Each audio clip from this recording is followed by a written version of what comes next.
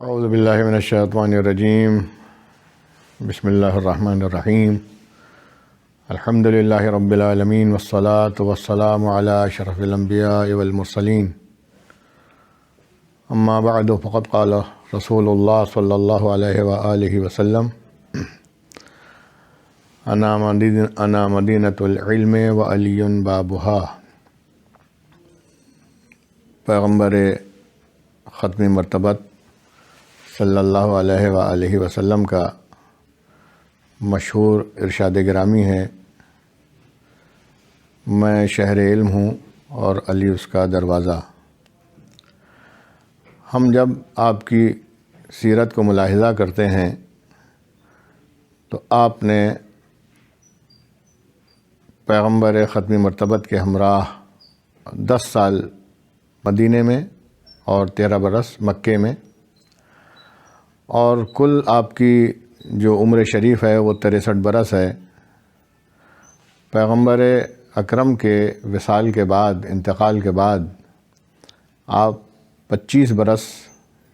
گوشہ نشینی کی زندگی میں رہے، اور عالم اسلام میں پھر آپ کو متفقہ طور پر خلیفہ تسلیم کر لیا گیا، یعنی متفق علیہ اس اعتبار سے کہ تمام مسلمانوں نے آپ پر یہ اتفاق کیا کہ آپ سے بہتر ان کے نزدیک کوئی نہیں ہے۔ ویسے اگر ہم تاریخ کے اوراق میں، پیغمبر کے ارشادات میں، اور جتنی بھی آپ سے پہلے خلافتیں گزریں ان کا جائزہ لیں تو ہر خلافت میں آپ نے خلفاء کی مشکلات اور ان کی مہمات اور ان مسائل میں جس کا جواب نہیں بن پڑ سکتا تھا، امیر المومنین علی بن ابی طالب علیہ الصلاۃ والسلام نے ان کے جوابات دیے، اور مفاد اسلامی کی خاطر آپ نے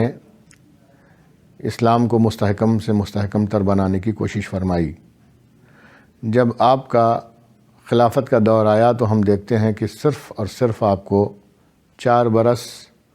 اور تقریباً 4 ماہ کا خلافت کرنے کا موقع ملا۔ اس میں آپ نے بڑی اصلاحات فرمائیں، اپنے گورنرز مختلف مقامات پر قائم کیے، مختلف جگہوں پر اپنے نمائندے بھیجے، اور ہم آپ کی سیرت کو، آپ کی جو کتاب ہے جس کو سن 400 ہجری کے آخر میں سید شریف رضی علیہ الرحمہ نے کمپائل کیا ہے، جو 3 حصوں میں ہے۔ ایک حصہ خطبات پر ہے آپ کے، دوسرا مکتوبات جو آپ نے خطوط لکھے ہیں اپنے گورنرز،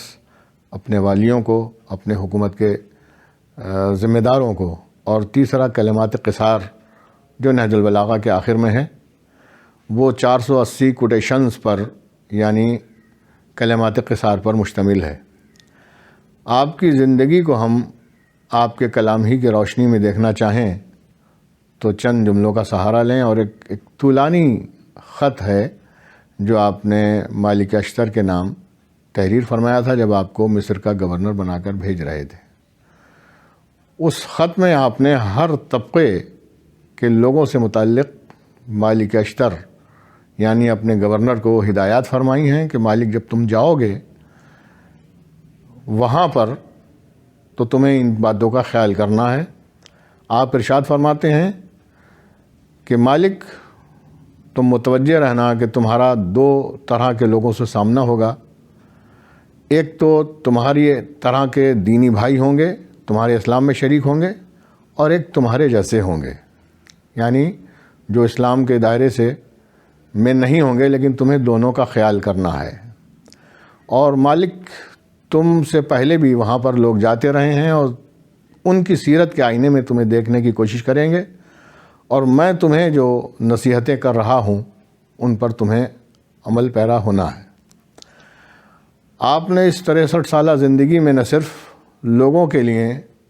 یا مسلمانوں کے لیے بلکہ عام انسانوں کے لیے بھی ایک حقوق کا جو ہے لائحہ عمل تیار کیا کہ ہر شخص کو اس کا حق دیا جائے، حتیٰ کہ ایک نہج البلاغہ میں ارشاد ملتا ہے،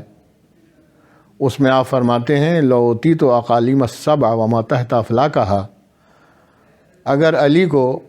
زمین و آسمان کی حکومت دے دی جائے اور اس میں جو کچھ ہے وہ سب عطا کر دیا جائے،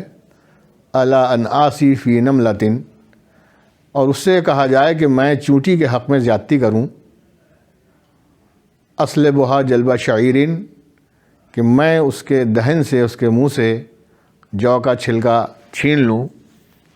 ما فعلتو، فرماتے کہ میں پوری دنیا کو ٹھوکر مار سکتا ہوں،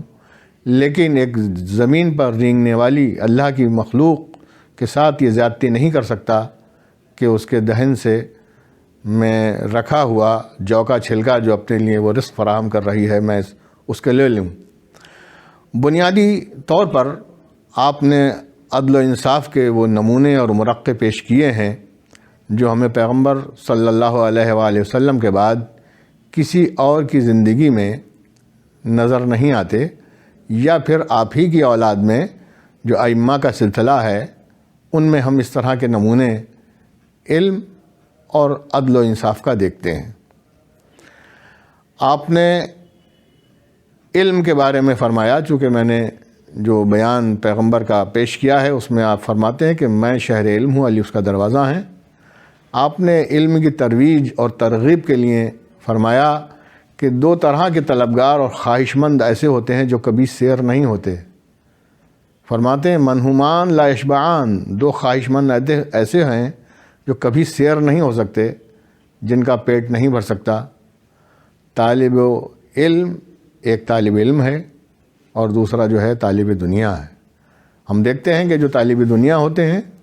وہ دنیا کے حاصل کرنے کے فکر میں لگے رہتے ہیں، اور جو طالب علم ہوتا ہے اس کا روز و شب اسی میں صرف ہوتا ہے۔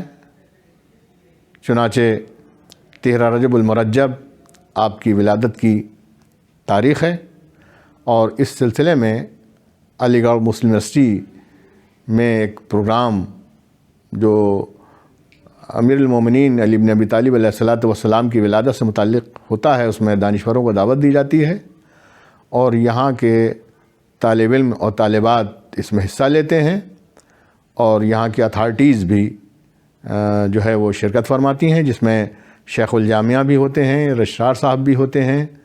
اور یہاں کے جو ذمہ داران اور اساتذہ اور اسکالرس ہوتے ہیں۔ اور اسی سے متعلق 2 حصے، اس کے 3 حصے بلکہ اور ہوتے ہیں، جس میں ایسے رائٹنگ ہوتا ہے، یعنی امیر المومنین علی بن ابی طالب کی ذات گرامی پر جو ہے لکھنے والے اپنے مضامین لکھتے ہیں، اور اسپیچ کمپٹیشن ہوتا ہے، اور اس کے ساتھ ساتھ مقالے وغیرہ مقالہ نگار لکھتے ہیں، اور ان کو ان کی اپنی صلاحیتوں کے مطابق انعامات اور جوائز سے نوازا جاتا ہے۔ بڑی خوشی کا موقع ہے، اور ہم عالم اسلام کو اس ذات امیر المومنین کے اس مبارک موقع پر جو ہے وہ ہدیہ تبریک پیش کرتے ہیں، اور درخواست کرتے ہیں کہ جہاں تک یہ آواز پہنچے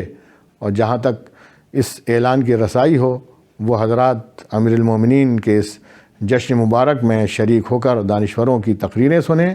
شعراء کا بیان سنیں اور داخل ثواب ہوں۔